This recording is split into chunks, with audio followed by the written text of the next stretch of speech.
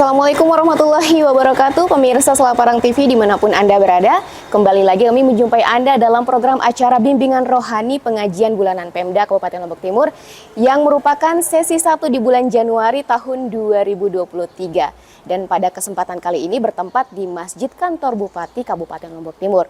Di tempat ini telah hadir Bapak Bupati Kabupaten Lombok Timur dan juga nantinya akan kita simak bersama tausiah yang akan disampaikan oleh Bapak Tuan Guru Haji Hidayatullah Muhyiddin Abdul Aziz.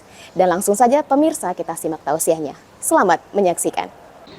Bismillahirrahmanirrahim. Bismillahirrahmanirrahim. Assalamualaikum warahmatullahi wabarakatuh. Alhamdulillah nahmaduhu wa nasta'inuhu wa nastaghfiruh wa nastahdihi wa nu'minu bihi wa natawakkalu alaihi.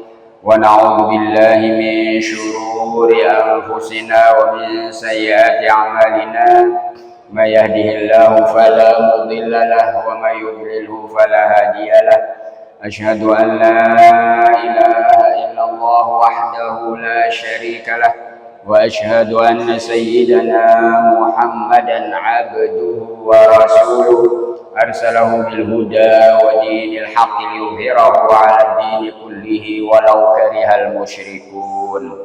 Amma ba'du, jamaah kaum muslimin dan muslimat yang dirahmati Allah. Alhamdulillah wa syukurillah. Puji dan syukur senantiasa kita panjatkan kehadirat Allah Subhanahu wa taala yang masih memberikan kita kesehatan, keafiatan, yang masih memberikan kita kesempatan umur, kesempatan hidup, sehingga pagi hari ini kita masih dapat bersama-sama melaksanakan kewajiban tugas dan tanggung jawab kita sebagai hamba Allah yang beriman, yaitu menuntut ilmu. Talabul ilmi faridatun ala kulli muslimin wa muslimah. Menuntut ilmu itulah suatu kewajiban kepada setiap muslim dan muslimah. Alhamdulillah wa syukurillah, pengajian kita masih mengenai mandi yang kita sudah pelajari sebab-sebab yang mewajibkan kita mandi, yaitu 6, 3 yang khusus untuk muslimah dan 3 untuk muslim dan muslimah. Yang khusus untuk muslimah yaitu haid, nifas, dan wiladah. Yang untuk muslimah dan muslim yaitu al-jima', berhubungan, wa khurujul mani, dan keluarnya air mani, al-maut, dan mati. Jadi yang 3 ini untuk muslimin dan muslimat, yaitu berhubungan suami istri, keluarnya air mani, dan mati atau meninggal dunia. Yang 3 ini untuk laki dan perempuan. Berhubungan walaupun tidak keluar sperma, yang penting bertemunya 2 sunatan, maka wajib mandi walaupun tidak keluar mani. Adapun keluar mani walaupun tidak dengan berhubungan dengan cara apapun, baik dengan mimpi basah, maka wajib mandi, ataupun dengan onani, walaupun mengonani sendiri itu haram, tidak boleh. Artinya mengeluarkan sperma sendiri haram. Tapi kalau dikeluarkan oleh istri atau gundip atau budak perempuan, itu dibolehkan. Artinya istri mengonani suami, itu dibolehkan. Dan itu menjadi alternatif. Kalau istri sedang haid, kalau istri sedang men, haram digauli, haram berhubungan. Bagaimana caranya untuk menghilangkan nafsu suami? Ya dengan dionani. Nah, itu boleh, itu halal. Artinya itu alternatif. Kecuali kalau yang mau dimadu, Jadi kalau dia yang ini men, ini tidak men, pergi yang tidak men. Tapi kalau tidak mau dimadu ya alternatifnya itu mengonani. Nah, alternatif itu dibolehkan dan itu halal, tidak masalah. Nah, itu keluarnya air mani. Kemudian air yang keluar dari kemaluan ada 3 jenis, dia warnanya sama. Selamat datang Pak Bupati. Dia warnanya sama, rupanya sama, bentuknya sama. Ada 3 jenis air yang keluar dari kemaluan, yang sama bentuknya, sama warnanya, sama rupanya. Ada 3. Yang satu suci, yang 2 najis. Yang satu suci wajib mandi, yang 2 najis tidak wajib mandi. Yang suci itu sperma atau air mani, mazhab Syafi'i suci.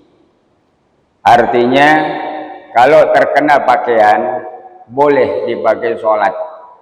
Karena dalam riwayat bahwa Aisyah menemui jubah Nabi ada air mani sudah kering, kemudian dikorek-korek, kemudian Nabi pakai jubahnya sholat tanpa dibasuh, berarti suci.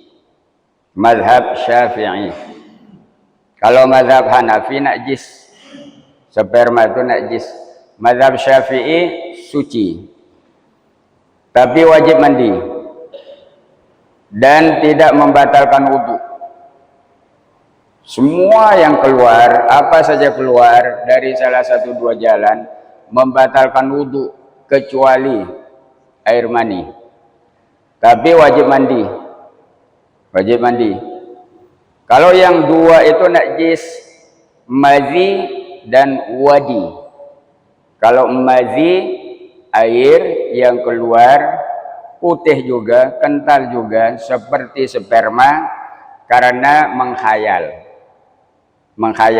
Mungkin laki-laki menghayalkan pacarnya, kemudian dia keluar.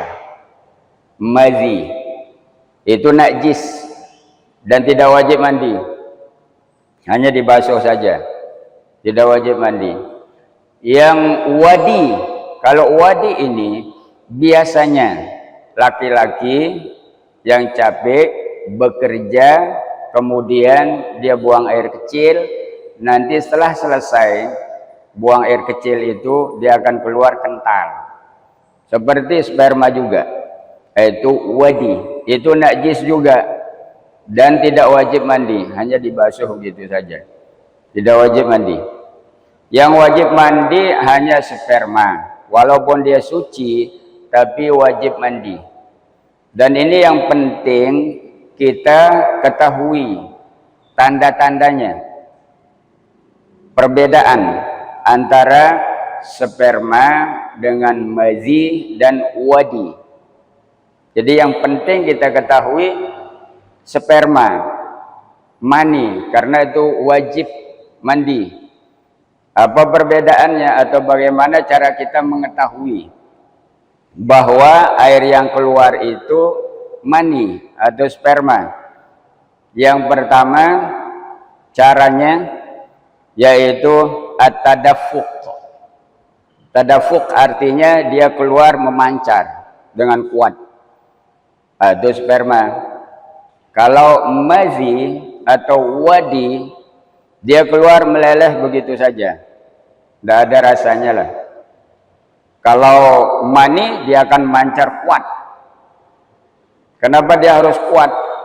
Supaya bisa menembusi sampai ke ujung rahim, supaya bisa menyentuh ovum yang kiri kanan itu. Nah, makanya pancarannya kuat kalau dia keluar. itu tandanya mani. Kalau mazi, wadi, dia keluar begitu saja, tidak memancar. Yang tanda yang kedua, al-lazzah, lezat, enak ketika dia keluar, berarti itu mani. Kalau mazi atau wadi itu tidak ada rasanya, tidak ada rasa enaknya, dia keluar begitu saja. Yang ketiga, ar-rih, ada baunya. Mani atau sperma seperti bau kuda atau seperti bau tepung gandum yang diuli mau dibuat roti, itu ada baunya kalau sperma. Kalau mazi atau wadi itu tidak ada baunya, tanpa ada baunya. Itu untuk membedakan bahwa ini sperma atau mazi atau wadi. Kemudian sperma laki-laki atau mani laki-laki warnanya putih. Kalau perempuan kuning. Jadi dia ada bedanya, beda warna. Ada laki dengan perempuan. Mungkin sama dengan telur ayam lah. Telur ayam, telur anggas itu kan kuning.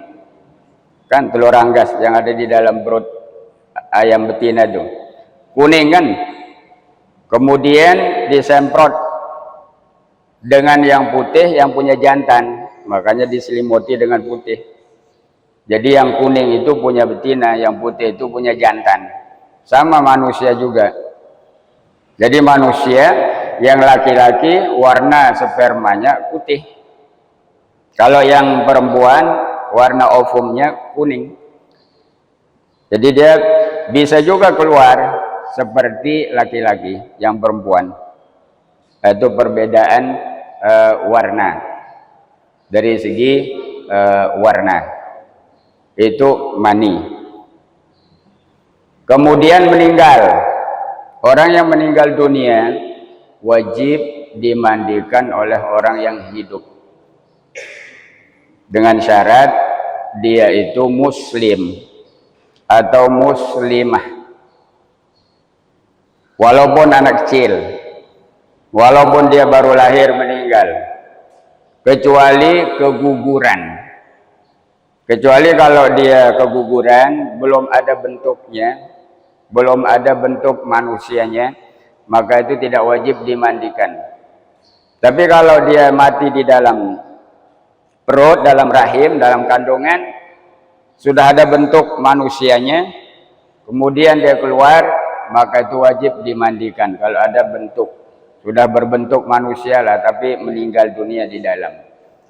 Nah, ini muslim atau muslimah, atau dia ini keturunan muslim atau muslimah, artinya dia ini muslim keturunan, muslim KTP, wajib dimandikan, wajib dikafankan, wajib disolatkan, wajib dimakamkan, walaupun dia muslim keturunan. Artinya tidak melaksanakan ibadah. Kita tahu dia ini tidak pernah sholat, tidak pernah puasa Ramadan, tapi muslim. Itu muslim keturunan karena ibu bapaknya muslim. Kemudian dia meninggal dunia, maka wajib dilaksanakan seperti muslim yang taat beribadah, selama dia tidak pernah mengungkapkan dirinya keluar dari agama Islam. Maka wajib dimandikan, dikafankan, disolatkan, dikuburkan, dikubur orang Islam. Anak kecil yang meninggal dunia, walaupun ibu bapaknya non muslim, dia anak yang suci. Kullu mauludin yuladu alal fitrah, kata Rasul kan. Setiap anak yang lahir maka dilahirkan dalam keadaan suci, bersih, walaupun ibu bapaknya non muslim.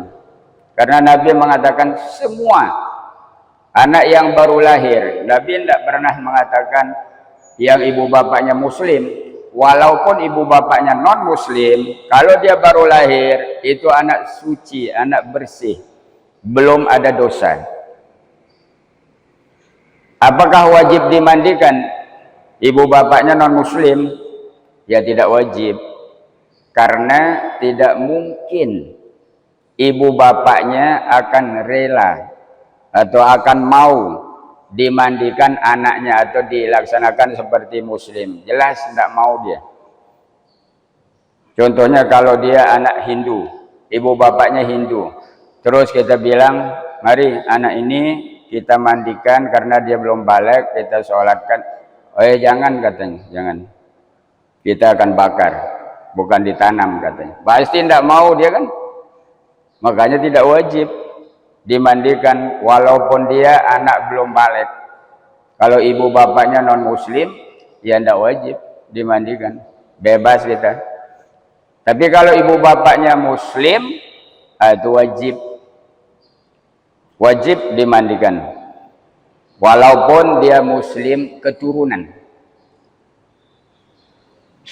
Dia muslim keturunan, tidak beribadah, meninggal dunia.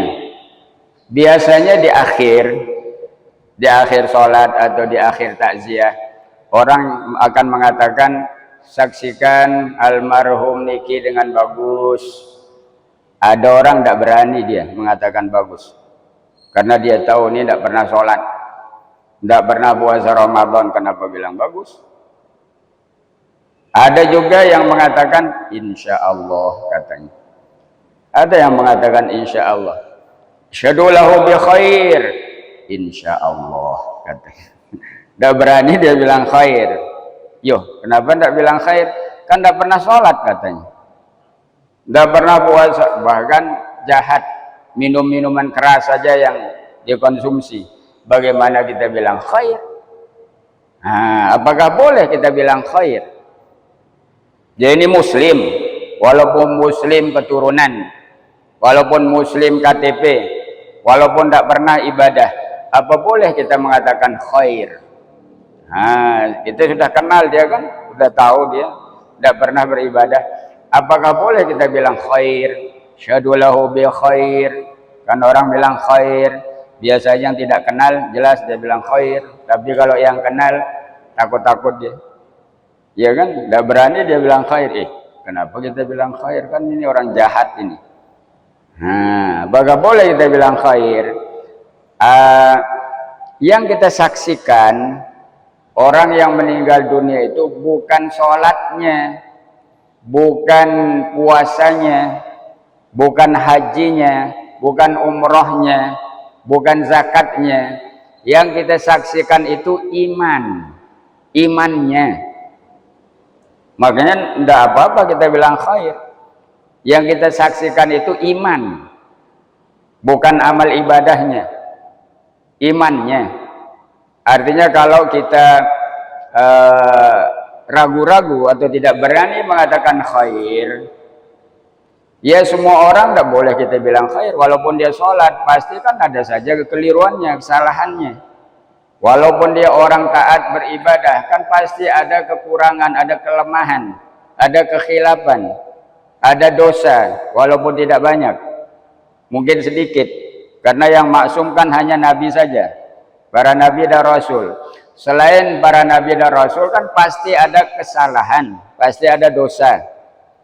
Jadi kalau kita tidak berani mengatakan khair, ya kepada semua orang tidak usah kita bilang asyhadu lahu bi khair. Jadi yang kita saksikan itu imannya. Orang beriman tidak sholat, tidak puasa, atau jahat, jauh lebih baik daripada non-muslim beribadah. Jauh. Ini non-muslim, tapi dia mengeluarkan zakat fitrah juga.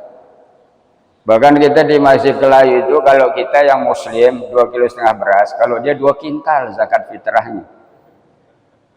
Non-muslim ini, non-muslim, kita ngorban kambing kita kecil-kecil, dia besar kambingnya, diserah di masjid. Non-muslim, mana lebih baik? Yang muslim tidak sholat, tidak puasa, tidak ngorban, tidak berhaji, tidak umroh, tidak berzakat fitrah, mana lebih baik daripada non muslim mengeluarkan zakat fitrah bahkan ikut ngorban? Mana lebih baik? Ya jelas yang muslim. Kata Rasul, sekecil zarrah pun ada iman di dada, pasti masuk surga. Kecil, tipis imannya, sedikit imannya, pasti masuk surga kata Rasul. Tapi dia akan mampir dulu, akan transit dulu. Transit di api neraka, mungkin 100 juta tahun, 200, wallahu a'lam. Tapi pasti akan masuk surga kata Rasul. Walaupun transit, mana lebih baik? Yang transit atau yang kekal? Nah, kan yang transit walaupun jutaan tahun tapi kan akan keluar. Kan kata para ulama, meninggalkan satu sholat sengaja tebusannya 100.000 tahun di dalam api neraka. Subuh saja contohnya. Dia zuhur, asar, maghrib, isya, rajin berjamaah. Subuh ditinggalkan. Katanya, malah subuh ini cuaca dingin, cuaca hujan. Nanti zuhur lah katanya. Satu, itu tebusannya 100.000 tahun di dalam api neraka. Bagaimana kalau selama hayatnya tidak pernah sholat? Tapi akan keluar dari api neraka. Tapi kalau yang tidak ada iman, kan akan kekal.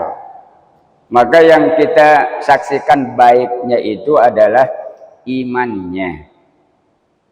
Jadi kalau orang, makanya mazhab ahli sunnah wal jamaah, dosa besar tidak membatalkan iman. Dosa besar, ini dia muslim, tapi tidak pernah sholat, tidak pernah puasa Ramadan, bahkan minum minuman keras, bahkan berjudi, bahkan yang haram-haram dilakukan. Dia tetap beriman, tidak mengeluarkannya daripada imannya, kecuali dia berikrar, kecuali dia mengakui bahwa dia sudah keluar dari imannya. Tapi kalau tidak sholat, kalau kita tanya, ya kenapa tidak sholat? Malas. Saya tahu sholat itu wajib, memang wajib, ada di Quran, hadis wajib, tapi saya malas. Nah, tetap beriman. Kenapa tidak puasa Ramadan? Saya tahu, saya ada ayatnya, saya baca juga, memang wajib, tapi lapar. Saya tidak mau lapar katanya. Tetap beriman, tapi beriman jahat. Muslim jahat, muslim fasik, tetap beriman. Tapi kalau kita tanya, kenapa tidak sholat? Sudah saya baca Quran dari awal sampai akhir, tidak ada menyebut zuhur, asar, maghrib, isya, 4 rakaat, 3 rakaat. Tidak ada dalam Quran. Untuk apa sholat? Tidak wajib. Nah, kalau dia bilang begitu, itu jelas keluar dari agama Islam, artinya murtad, naudzubillah, mengingkari kewajiban yang diwajibkan oleh Allah atau Rasulnya, maka itu keluar, otomatis keluar dari agama Islam, murtad. Kalau dia meninggal dunia, tidak boleh dimandikan, tidak boleh disolatkan, tidak boleh dikuburkan di kubur orang Islam. Kalau dia murtad, non muslim saja nggak boleh dikuburkan di kubur orang Islam, nggak boleh campur lah, nggak boleh. Makanya kubur yang di Selong itu kan sudah dipisah ya, dengan tembok, yang di sini Kristen, sini Muslim, nggak boleh dicampur, haram. Jadi mereka punya kubur sendiri, jangan dikuburkan di kubur orang Islam, apalagi yang murtad, nggak boleh dicampur di kubur orang Islam. Kalau ada yang memandikannya, mensolatkannya, terus mengkuburkannya di kubur orang Islam, orang itulah yang berdosa. kalau ada orang murtad, nauzubillah. Jadi selama muslim ini tidak pernah berikrar, tidak pernah menyatakan dirinya keluar dari agama Islam, dia tetap muslim. Artinya kalau meninggal dunia dilaksanakan seperti orang muslim yang taat juga, itu al-maut, yaitu mati. Itu 6 sebab yang mewajibkan seseorang muslim atau muslimah wajib mandi. Artinya kalau tidak mandi berdosa besar.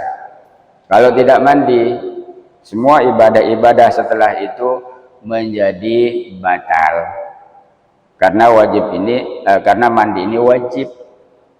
Berarti sebelum ibadah wajib mandi. Wajib mandi itu untuk sholat, untuk ibadah sholat, bukan untuk puasa, bukan untuk zakat. Tidak. Wajib mandi itu sebelum melaksanakan sholat. Tapi kalau puasa tidak wajib mandi. Contohnya kalau ada orang berhubungan suami istri waktu sahur, kemudian azan subuh belum juga mandi wajib, sah puasanya. Artinya dia mandi wajib nanti setelah subuh, sah, artinya setelah azan subuh. Makanya mandi wajib itu untuk sholat, bukan untuk puasa, bukan untuk zakat. Mau mengeluarkan zakat, tidak wajib mandi dulu, sah, walaupun belum mandi wajib mengeluarkan zakat kan. Atau puasa sah, tidak masalah.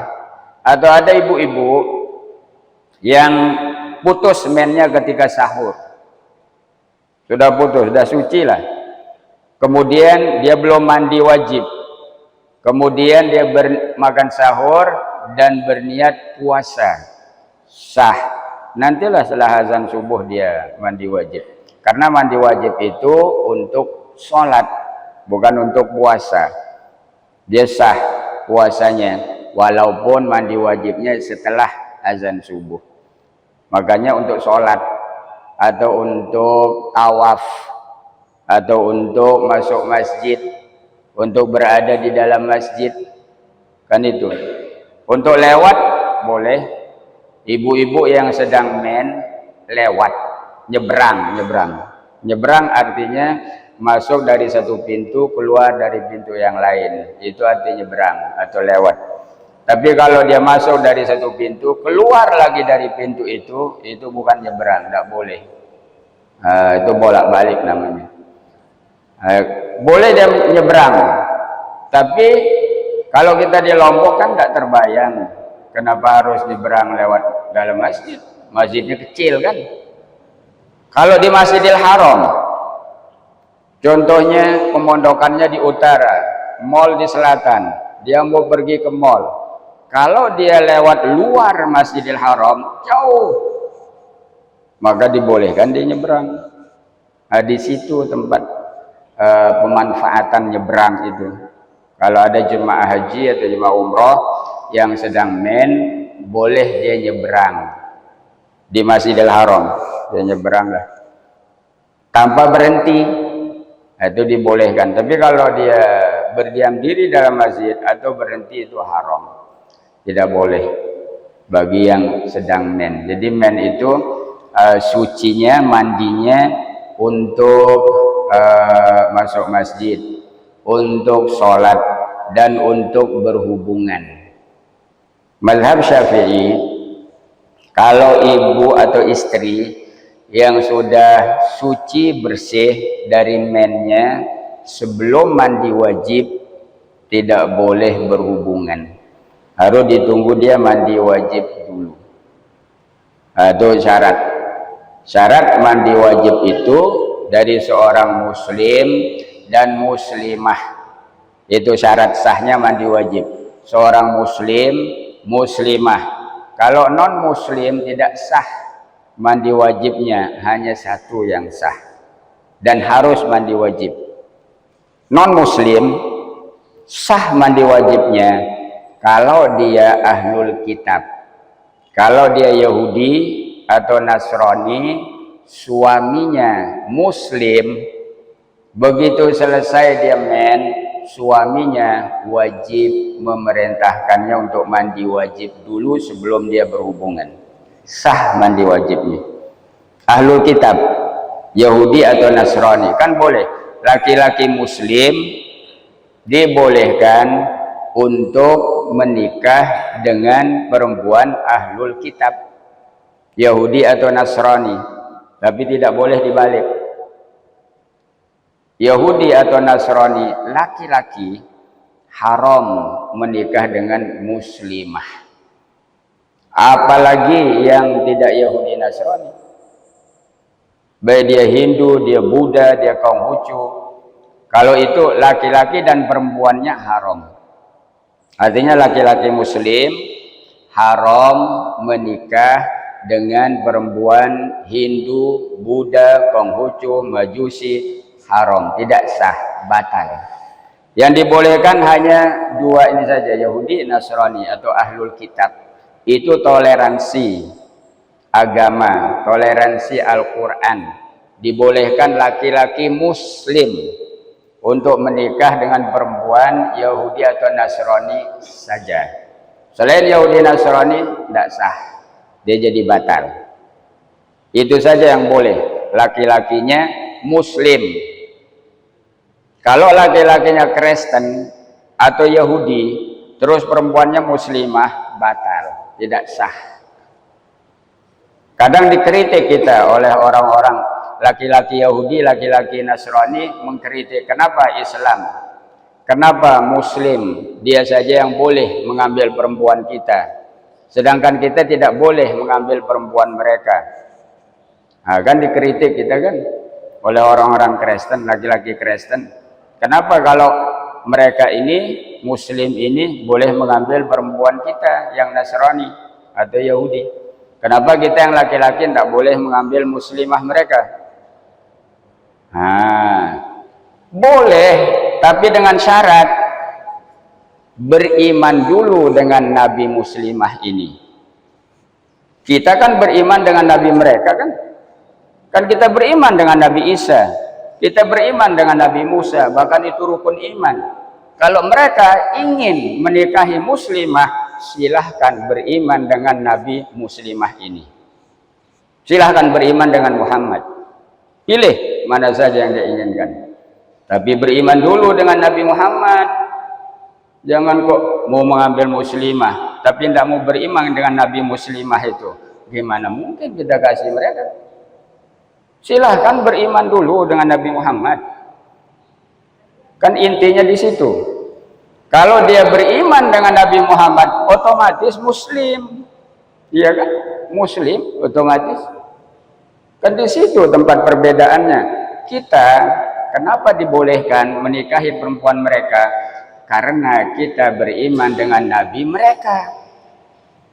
Jadi kalau mereka ingin mengambil muslimah, silahkan beriman dulu dengan Nabi muslimah ini. Dikasih. Kan di situ saja tempat perbedaannya. Dan itu toleransi dalam Islam. Walaupun Nasrani ini kan bukan yang asli dari dulu, tapi dibolehkan juga oleh Al-Quran, walaupun dia sudah berubah. Karena saat Al-Quran turun, kan Al-Quran, Injil, Zabur, Taurat itu kan sudah berubah. Makanya kita diceritakan oleh Quran tentang perubahan itu, karena memang sudah berubah saat turunnya Quran. Memang sudah berubah. Bukannya Nasrani yang asli dulu, bukannya Yahudi yang asli dulu, bukannya Taurat, Injil, Zabur yang dulu, memang sudah berubah saat turunnya Al-Quran. Maka Quran menceritakan kita bahwa mereka sudah merubah-rubah kitab mereka, yuharifunal kalima amma wadhi'ihi. Tetapi walaupun begitu, Al-Quran membolehkan Muslim menikah dengan perempuan mereka, walaupun kitab mereka sudah dirubah. Dibolehkan, toleransi. dalam Al-Quran, karena mereka punya kitab samawi, punya kitab yang dari langit. Kalau selain Yahudi Nasrani ini, dia punya kitab juga. Orang Hindu punya kitab, orang Buddha punya kitab, orang Majusi punya kitab, orang Konghucu punya kitab. Tapi kitab mereka itu kitab ardi, kitab bumi, bukan kitab langit, bukan kitab samawi. Itu namanya kitab ardi, artinya yang ditulis di bumi, bukan turun dari langit. Kalau Yahudi Nasrani ini punya kitab samawi, punya kitab langit, artinya yang turun dari langit. Kalau selain Yahudi Nasrani, dia punya kitab juga, tapi kitab ardi, bukan kitab samawi atau kitab bumi yang ditulis, dikarang di bumi. Jadi walaupun sudah berubah, toleransi Al-Quran kita dibolehkan. Tinggal masalah apakah atau Nasraniyah mana, Yahudiyah mana yang dibolehkan Muslim menikahinya. Apakah semua Nasrani dari zaman dulu yang aslinya sampai sekarang, ataukah ada perbedaan? Para ulama berbeda pendapat. Kalau Imam Syafi'i, mazhab Syafi'i, boleh laki-laki Muslim menikah dengan perempuan Yahudi atau Nasrani kapanpun sampai sekarang, dan Nasrani manapun. Kalau Yahudi kan tidak ada manapun. Kalau Yahudi kan tidak berkembang. Kalau Yahudi ini kan tidak berdakwah. Yang Yahudi ini kan yang ada di Tel Aviv itu saja, di Israel itu saja. Di Indonesia mana ada Yahudi? Tidak ada. Karena dia tidak berdakwah. Tapi yang Nasrani ini berdakwah. Dimanapun negara di dunia ini pasti ada Nasrani, pasti ada Kristen. Karena mereka berdakwah seperti kita Islam berdakwah. Maka pendapat mazhab Syafi'i dibolehkan bagi Muslim menikah dengan Nasraniyah dimanapun, dari manapun, kapanpun. Ada juga pendapat yang dibolehkan itu perempuan Nasrani yang asli, artinya keturunannya sampai Nabi Isa itu Nasrani, Kristen. Bapaknya Kristen, kakeknya Kristen, baloknya Kristen, moyangnya Kristen, terus sampai zaman Nabi Isa alaihissalam. Dan ini adanya di Palestina, di Mesir. Di Mesir banyak. Itu asli, Kristen asli. Itu suku Kipti. Suku Kipti yang ada di Mesir itu asli. Itu sebabnya Nabi, salah seorang istrinya kan Kristen, Kiptiyah. Istri Nabi kan Maria Al-Kiptiyah. Itu asli, Kristen asli. Artinya sampai Nabi Isa keturunannya Kristen sampai sekarang. Itu di Mesir banyak. Di Palestina banyak. Itu asli. Pendapat sebagian ulama yang Muslim boleh menikahi perempuan Kristen, yaitu Kristen yang asli, artinya yang suku Kipti yang ada di Mesir atau di Palestina. Kalau Kristen Indonesia kan tidak asli, paling-paling dia yang Kristen, tapi bapaknya mungkin Buddha, kakeknya Buddha, baloknya Buddha, moyangnya Buddha. Dia baru saja masuk Kristen, atau mungkin bapaknya Kristen tapi kakeknya tidak Kristen, atau mungkin kakeknya Kristen baloknya tidak Kristen. Kan putus kali Kristen Indonesia atau yang lain daripada suku Kipti itu. Tapi dibolehkan. Dan kalau terjadi Muslim menikahi ahlul kitab, perempuan ahlul kitab, tidak boleh dipaksa masuk Islam, biarkan. Jadi dalam rumah itu istrinya baca Injil, dia baca Quran. Hari Ahad istrinya pergi ke gereja, hari Jumat dia pergi ke masjid. Tidak boleh dipaksa, bebas. La ikraha fiddin, tidak boleh memaksa orang untuk masuk agama Islam. Ya masing-masing megang agamanya lah, tapi anak dari hasil pernikahan itu wajib dia mengikuti agama bapaknya. Tidak boleh mengikuti agama ibunya. Tidak boleh dibawa ke gereja, dibawa ke masjid, ke musola. Tidak boleh diajar baca Injil, wajib diajar baca Quran. Itu anak-anaknya. Makanya laki-laki muslim yang menikah dengan perempuan ahlul kitab, ini tanggung jawabnya sangat berat. Berat. Kan kebiasaannya anak-anak itu ikut ibunya kan? Ikut agama ibunya, dosa besar bagi muslim ini. Membiarkan anaknya dibawa oleh ibunya ke gereja, dosa besar. Membiarkan anaknya menyanyi-nyanyi Bible, Injil, dosa besar. Tak boleh dia biarkan. Makanya risiko besar. Besar tanggung jawabnya terhadap anak-anaknya.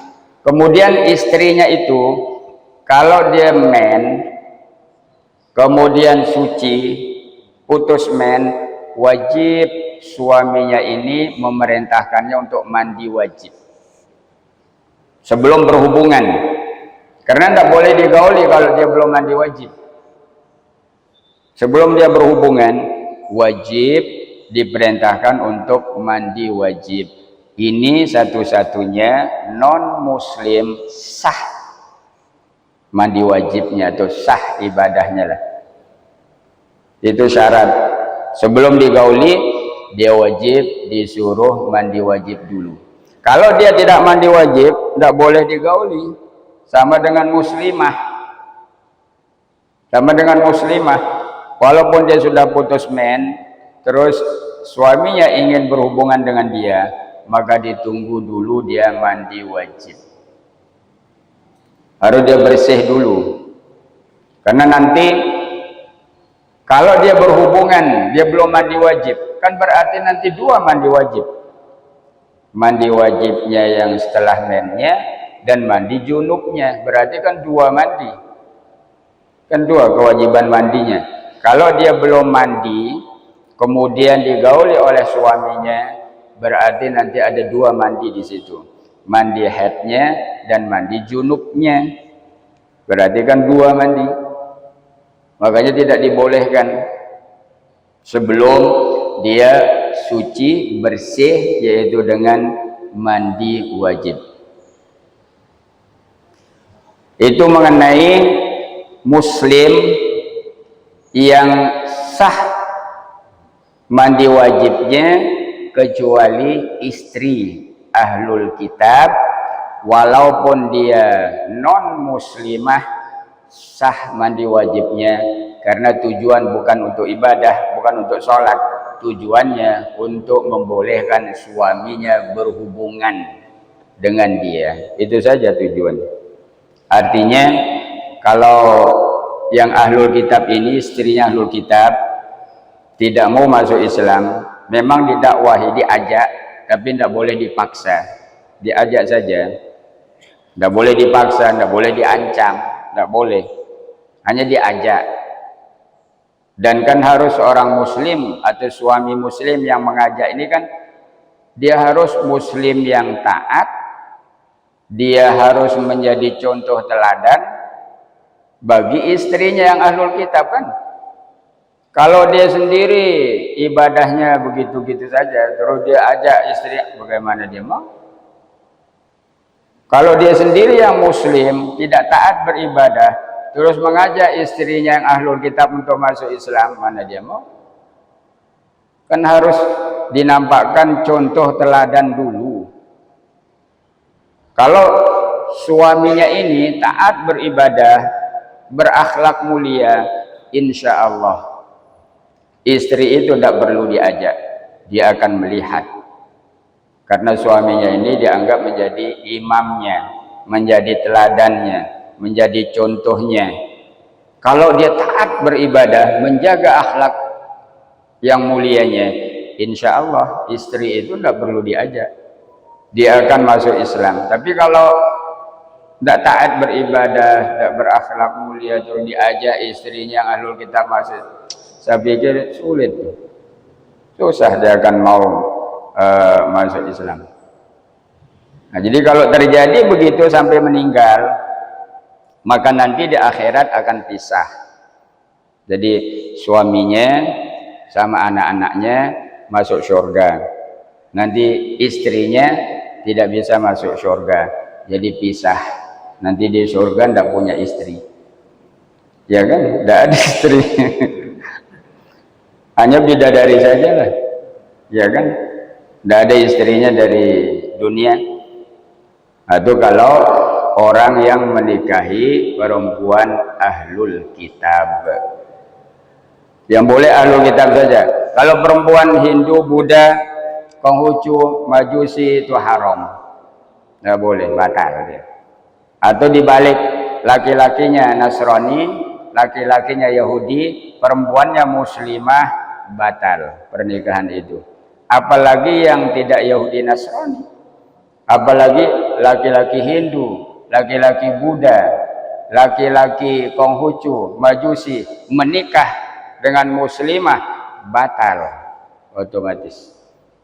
Walaupun muslimah ini tetap dalam agamanya, walaupun muslimah ini, istri ini tetap ibadah, di rumah dia sholat, dia puasa Ramadan, tapi suaminya Hindu, atau suaminya Buddha, atau suaminya Konghucu, atau suaminya Majusi, bahkan walaupun suaminya Kristen atau Yahudi, itu batal pernikahan itu. Walaupun si istrinya ini tidak ikut agama suaminya, walaupun si istri ini tetap mempertahankan agamanya, tetap melaksanakan ibadahnya, tapi pernikahan itu batal. Artinya kalau batal berarti ya tetap berzina. Artinya kalau tetap berzina berarti anak-anak yang dilahirkan itu anak di luar nikah, karena batal kan, pernikahan itu batal. Ini dari segi agama, kan dari segi undang-undang juga tidak membolehkan pernikahan campur. Tapi kan kalau di Jawa itu ada katanya yang membolehkan pernikahan campur. Artinya laki-lakinya Kristen, perempuannya Muslimah, atau laki-lakinya Hindu, perempuannya Muslimah, atau laki-lakinya Muslim, perempuannya Hindu atau Buddha. Itu katanya ada yang membolehkan. Itu haram, itu batal. Pernikahan itu batal, tidak sah. Yang sah hanya satu saja, laki-lakinya Muslim, perempuannya Yahudi atau Nasraniyah. Itu saja yang dibolehkan dalam Islam. Selain itu tidak boleh. Nikah campur itu tidak boleh.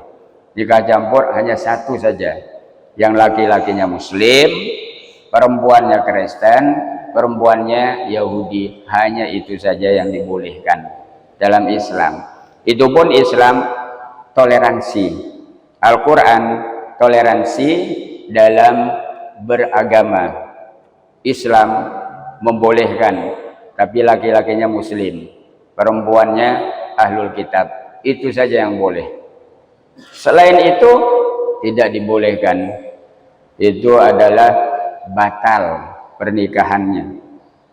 Yang disahkan atau toleransi hanya itu saja. Sama dengan sembelihan. Sembelihan ahlul kitab halal dimakan oleh orang Muslim. Contohnya orang Nasrani nyembelih kambing atau ayam atau sapi, halal dimakan dagingnya oleh Muslim. Atau Yahudi menyembelih kambing atau sapi atau ayam, halal dimakan dagingnya oleh Muslim. Tapi hanya ahlul kitab saja. Kalau sembelihan selain ahlul kitab haram, tidak boleh dimakan. Itu pun dalam mazhab Syafi'i, Kalau Yahudi atau Nasrani yang menyembelih dengan syarat, ada syaratnya, dia tidak menyebut nama Tuhan selain Allah. Itu syaratnya ketika menyembelih. Tapi kalau dia sebut contohnya dengan nama Tuhan Yesus, terus dia nyembelih, haram. Kalau dia diam, itu yang halal. Dia tidak sebut apa-apa. Kan membaca bismillah ketika nyembelih itu kan sunat, bukannya wajib. Ketika kita nyembelih bismillah, itu sunat, bukan wajib. Jadi kalau ahlul kitab ini dalam mazhab Syafi'i, kalau dia menyembelih dengan syarat, baru boleh dimakan sembelihannya. Dan itu toleransi juga dalam agama Islam, dalam Quran. Dibolehkan makan daging sembelihan ahlul kitab. Tapi ahlul kitab saja. Dalam mazhab Syafi'i dikembangkan dengan syarat tidak menyebut nama selain nama Allah. Kalau dia sebut nama Tuhannya, tidak boleh. Tidak boleh dimakan. Wa ma uhilla bihi li ghairillah. Dan hewan yang disembelih dengan menyebut selain nama Allah itu haram. Mungkin dia Nasrani belum menyembelih dengan nama Tuhan Yesus, haram. Atau orang Yahudi menyembelih dengan nama Tuhan Uzair, itu haram. Tidak boleh dimakan daging sembelihannya. Kalau dia diam, tidak menyebut nama siapa-siapalah, tidak menyebut nama Tuhan Allah, tidak menyebut nama Tuhan Yesus, tidak menyebut nama Tuhan Uzair, dia diam saja, maka itu boleh dimakan daging sembelihannya dalam mazhab Syafi'i. Yang penting jangan dia menyebut nama Tuhannya. Kalau dia menyebut nama Tuhannya seperti orang-orang jahiliyah. Orang-orang jahiliyah kan kalau dia nyembelih dia nyebut nama Tuhannya. Bismillah tawal uzza kalau dia sembelih. Itu orang-orang jahiliyah. Jadi orang Nasrani atau Yahudi kalau dia menyembelih dengan nama Tuhannya, maka tidak boleh dimakan dagingnya. Kalau dia diam, dibolehkan. Tapi kalau selain Yahudi Nasrani, walaupun dia diam, haram dimakan daging sembelihannya. Mungkin orang Hindu nyembelih, orang Buddha nyembelih, orang Konghucu nyembelih, orang Majusi nyembelih, walaupun dia diam, itu haram. Tidak boleh dimakan daging sembelihannya. Hanya ahlul kitab saja. Ini ada toleransi dalam Al-Quran, toleransi dalam agama. Nikah dan makanan atau sembelihan. Ahlul kitab. Itu yang dibolehkan, sebatas itu. Toleransinya sebatas itu. Nah, ini mengenai syarat sahnya mandi wajib itu dari seorang muslim atau muslimah. Tapi ada pengecualian. Ahlul kitab sah mandi wajibnya karena itu syarat untuk suaminya yang muslim menggaulinya, berhubungan dengan dia. Syaratnya dia mandi wajib dulu sama dengan muslimah. Maka sah mandi wajibnya.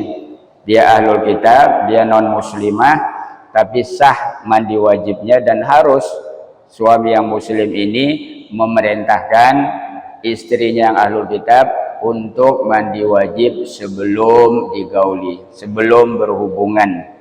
Makanya suami muslim ini dia harus mengerti, dia harus paham agama juga, bukan asal-asalan mau menikahi perempuan Kristen, mau menikahi perempuan Yahudi, harus ngerti juga, harus paham juga tentang agamanya, bagaimana dia membimbing istrinya yang non muslimah. Kalau dia sendiri tidak mengerti, nah nanti jadi masalah, tanggung jawabnya berat di akhirat. Wallahu a'lam. Mudah-mudahan Allah SWT memberikan kita kesehatan, keafiatan, dan ya, ada pertanyaan. Di surga laki-laki ada bidadari. Ya, ada bidadari. Ada istri. Ada istri. Apa perbedaan perlakuan laki-laki itu terhadap istri dengan bidadarinya? Di surga. Ya. Satu. Laki-laki dapat bidadari. Ya. Perempuan dapat bidadara. Perempuan apakah ada bidadaranya di surga? Nah, sudah. Di surga. Bagi yang meninggal dunia, istrinya ahlul kitab seperti tadi itu, nanti dia masuk surga, istrinya tidak ikut. Kan istrinya akan masuk neraka. Ahlul kitab Yahudi kan masuk neraka. Maka yang masuk surga itu suaminya. Kalau dia punya anak sama anak-anaknya, di situ pisah. Kalau dia masuk surga, maka ada bidadari. Makanya istrinya nanti hanya bidadari saja. Tidak ada yang dari dunia. Bidadari itu kan bukan manusia, bukan anak Adam, bukan keturunan Adam. Bidadari itu makhluk yang diciptakan oleh Allah berbentuk manusia untuk dinikmati oleh ahli surga, laki-laki ahli surga. Jadi dia bukan manusia. Dia punya, Allah SWT punya pabrik bidadari nanti di surga. Karena kan kata Allah, lam yatmithunna insun qablahu walajan. Dia tidak pernah disentuh, tidak pernah dilihat oleh laki-laki, jin ataupun manusia sebelumnya. Berarti kan dia belum pernah kita lihat, apalagi sentuh.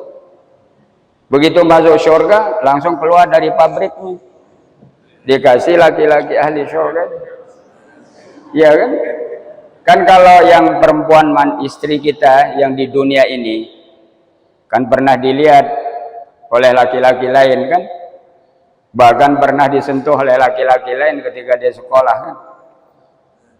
Kalau istri kita yang dari dunia, tapi ini sama sekali kata Allah, tidak pernah dilihat, tidak pernah apalagi disentuh, langsung ke yang punya. Berarti kan langsung keluar dari pabriknya 120 bidadari dalam riwayat, langsung tuh. Ini hanya untuk dinikmati saja, nikmat yang ada di surga. Kalau dia punya istri muslimah ikut masuk surga, maka dia akan dimadui oleh bidadari itu. Kalau ada yang tidak mau dimadui dengan bidadari, disuruh kembali dia ke Selong atau ke Rumbu. Artinya madu paksa. Nah, dipaksa. Makanya kan kata Rasul, kalau ada istri menyakiti suaminya di dunia, kata Rasul, bidadari ini sangat marah kepada istri itu. Oi, jangan kamu ganggu dia. Aku ini sudah menunggu dia di surga. Jangan macam-macam. Itu kata bidadari. Itu kata Rasul. Marah katanya. Bidadari itu sangat marah pada istri yang menyakiti suaminya, karena dia akan menjadi suami bidadari. Bidadari itu akan marah katanya. Dimadui. Kalau istrinya satu, ya satulah. Kalau istrinya dua, ya dualah. Kalau empat, ya keempat-empatnya lah. Sama-sama di surga. Ditambah dengan bidadari. Tapi dari segi rasa jelas tidak sama, ya kan? Tidak sama, karena ini bukan manusia, ini makhluk berbentuk manusia. Kalau bisa diumpamakan, bidadari ini ayam potong, yang manusia ini ayam kampung. Nah, itulah contoh. Jadi kalau yang nggak punya istri atau yang mosot contohnya, dia meninggal dunia, tidak menikah, ya tidak ada istrinya dari manusia, dari bidadari saja, rugi. Dia hanya dapat ayam potong saja, tidak dapat ayam kampung. Itu contoh lah. Contoh. Kenapa laki-laki saja diberikan bidadari, sedangkan perempuan tidak diberikan bidadara? Karena hobinya laki-laki kepada perempuan. Laki-laki ini sangat suka kepada perempuan. Kalau yang tidak suka perempuan itu tidak sehat. Itu akal tidak waras. Bahkan Nabi sendiri mengatakan hubbiba ilayya at-tib wan nisa. Itu Nabi, dia bilang dicintakan kepadaku minyak harum dan wanita. Jadi kalau ada orang tidak cinta perempuan, itu tidak sehat. Setiap laki-laki walaupun sudah punya istri satu, pasti dia ingin menambah lagi. Pasti, tapi takut. Nah, pasti ada. Makanya Nabi mengatakan, apabila kamu keluar rumah dan melihat istri cantik, cepat pulang. Buka, apa yang ada perempuan itu ada di rumah. Sama, nggak beda. Kan gitu kata Nabi. Artinya bahwa laki-laki ini walaupun sudah punya istri satu, bahkan walaupun 4, masih juga ingin menambah. Itu yang waras. Maksudnya yang sehat. Tapi takut sehat. Nah, yang tidak takut ini yang tidak sehat. Karena bahaya. Kalau tidak takut, dia akan nikah cerai, nikah cerai, nikah cerai. Tidak bagus. Jadi ada takut, berarti ada ngerim dia.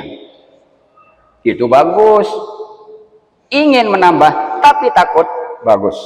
Itu normal. Tapi ingin menikah lagi, tidak takut, itu tidak sehat.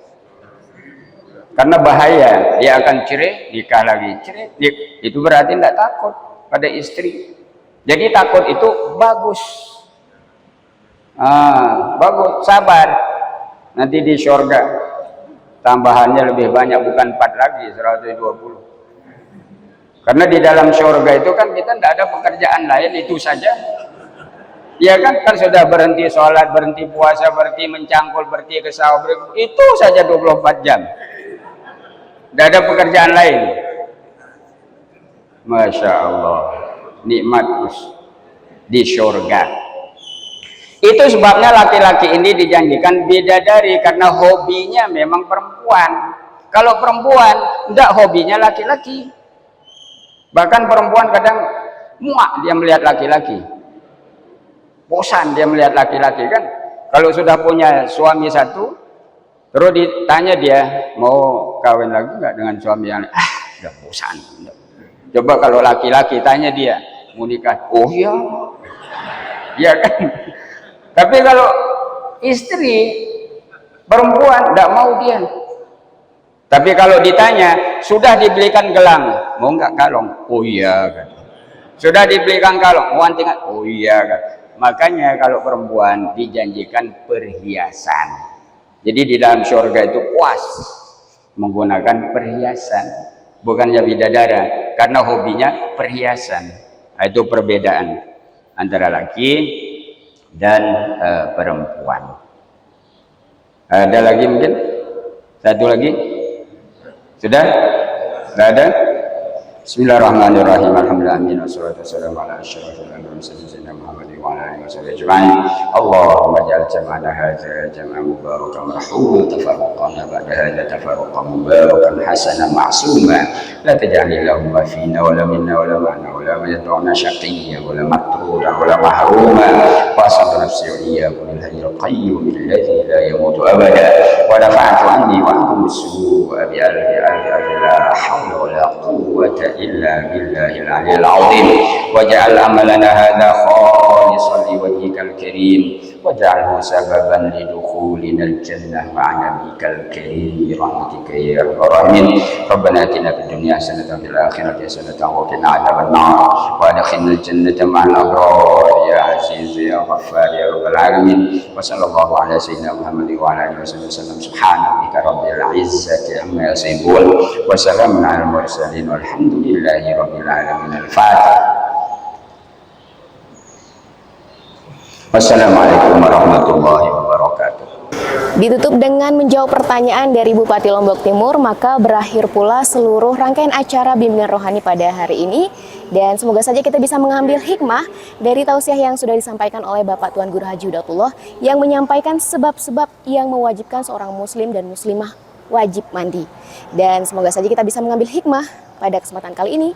Kami tutup, sekian. Assalamualaikum warahmatullahi wabarakatuh.